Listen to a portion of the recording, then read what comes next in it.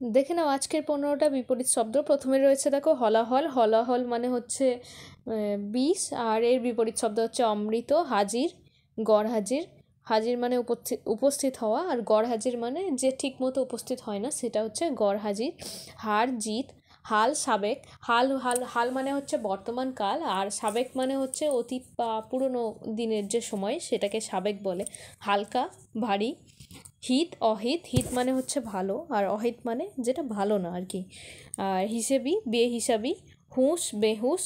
হৃদ্য, ঘিন্ন। হৃদ্য মানে হচ্ছে একটা ভালো দিক, মানে হৃদ্যতা মানে হচ্ছে অ্যাকচুয়ালি সখ্যতাকে বোঝায়, বন্ধুত্বকে বোঝায়। তো একটা বন্ধুর জায়গা, সেখানে ঘৃণা করার মানে একটা শত্রুর জায়গা, তো সেই রকমের বিপরীত শব্দ হচ্ছে হৃদ্য, ঘিন্ন। পরেরটাই দেখো এরকমই রয়েছে যে হৃদ্রতা, হৃদ্রতা আর শত্রুতা। হৃদ্রতা মানে ওই আগেই বললাম না, হৃদ্রতা মানে হচ্ছে বন্ধুত্ব, শত্রুতা। তারপরটা রয়েছে হস্র। হস্র, দীর্ঘ। হস্র মানে হচ্ছে অল্প একটু সময়, আর দীর্ঘ মানে হচ্ছে অনেকটা লম্বা সময়। ঠিক আছে। হ্রাস, বৃদ্ধি। হ্রাস মানে হচ্ছে কমে যাওয়া, আর বৃদ্ধি মানে বেড়ে যাওয়া। ক্ষতি, ফায়দা। ফায়দাও লেখে, অনেকে লাভও লেখে। ঠিক আছে। ক্ষীয়মান, বর্ধমান। ক্ষীয় মানে হচ্ছে মানে কমে যাওয়া, ক্ষীয়মান মানে কমে যাওয়া, আর বর্ধমান মানে হচ্ছে বেড়ে যাওয়া।